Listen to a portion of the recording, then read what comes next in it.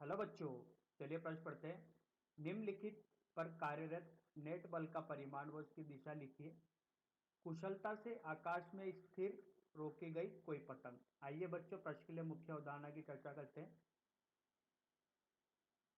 मुख्य अवधारणा,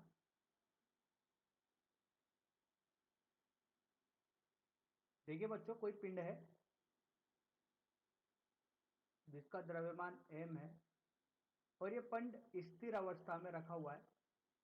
अगर ये पिंड स्थिर अवस्था में रखा हुआ है, इससे ही अपन अनुमान लगा सकते हैं कि इसका वेग शून्य है। अगर इसका वेग शून्य है तो इसका त्वरण भी शून्य होगा।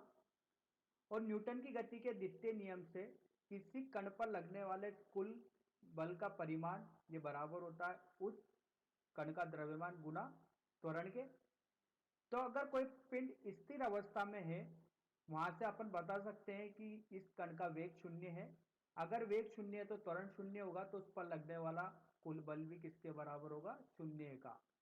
अगर ये पिंड स्थिर अवस्था में है, इसको अपन साम्यावस्था की स्थिति भी बोलते हैं।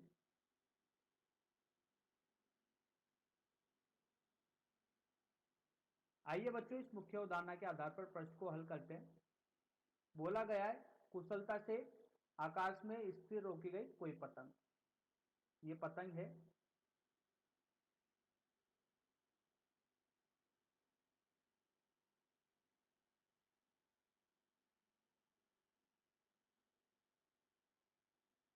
पतंग डोरी के सहारे उड़ाई जाती है, तो डोरी पर आरोपित होगा तनाव बल।